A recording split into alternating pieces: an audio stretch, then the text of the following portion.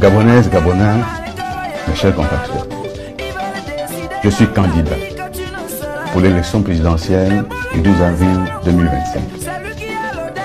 Je suis candidat pour porter une nouvelle espérance pour notre pays. Je suis candidat fort de mon expérience dans le gouvernement précédent. Je sais, j'ai servi l'ancien régime. Je sais que cela m'est parfois reproché. J'ai acquis un certain nombre d'éléments, aussi bien pour ma vie personnelle que pour le service de la nation. Je sais également que dans ce service, des erreurs ont été commises. Il y a quelques jours, j'ai discuté avec l'association des victimes des événements 2016. Madame Aïcha, présidente de l'association, m'a regardé droit dans les yeux. Elle m'a dit, Monsieur Bédouézé, je ne vous déteste pas, j'ai de la haine pour vous. J'ai discuté avec Monsieur Malheureux, qui a perdu son fils, mort par balle, non pas au QG de Monsieur Jean-Ping, mais devant sa maison, dans un quartier de Liberté. Il m'a regardé dans les yeux et il m'a dit, je ne savais pas qu'un jour, je pourrais vous parler.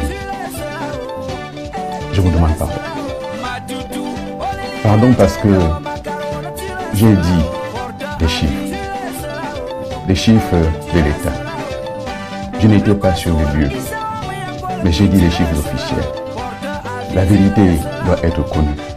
C'est la raison pour laquelle, au cours de cette campagne, je vais tout faire pour faire entendre la vérité et dire aux Gabonaises et aux Gabonais, notre pays mérite que la vérité soit connue. C'est pour cela que nous demandons qu'il y ait cette commission vérité, justice et réconciliation, afin de réparer les fautes, afin de réparer les torts, afin surtout de réparer le pays. Le sang des Gabonais a coulé. Nous devons nous incliner. Pardon. Mes chers compatriotes, l'espérance que je propose, elle est fondée sur ce que nous avons fait ensemble. Elle est fondée également sur ce que nous savons qui n'a pas fonctionné. Elle est fondée sur la nécessité d'offrir à la jeunesse un avenir meilleur. Elle est fondée sur l'urgence de nous occuper de la femme, de l'orphelin, de la veuve, de nous occuper des familles gabonaises. Oui, très souvent, nous sommes allés sur de grands projets d'envergure, dont la plupart d'ailleurs n'ont pas abouti. Mais nous n'avons pas suffisamment mis l'accent sur le quotidien des Gabonaises et des Gabonais.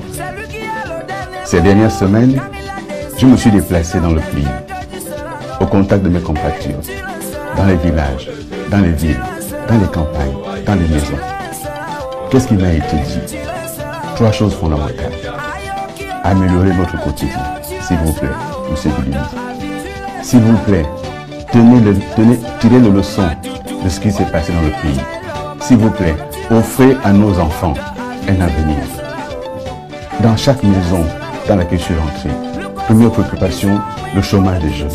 C'est pour cela que dans le projet que je porte, je ferai de la jeunesse et de la lutte contre le chômage des jeunes un élément fondamental du septennat. J'ai dit que la jeunesse gabonaise mérite qu'on lui consacre toute notre attention. J'ai rencontré des veuves qui m'ont parlé. Le projet que nous portons n'est pas un projet écrit sur un coin de table. C'est un projet que nous avons conçu au contact des Gabonaises et des Gabonais. Aujourd'hui, nous avons le choix entre d'un côté la continuité des régimes qui se manifestent devant nous à tous les étages et de l'autre côté la rupture. Je suis pour la rupture avec ce qui n'a pas fonctionné au plan économique, au plan politique, au plan de la justice. Je suis pour la rupture. On ne rompt pas juste pour s'asseoir, on rompt pour prendre un nouveau chemin, un chemin d'espérance. Ce chemin, prenons-le ensemble.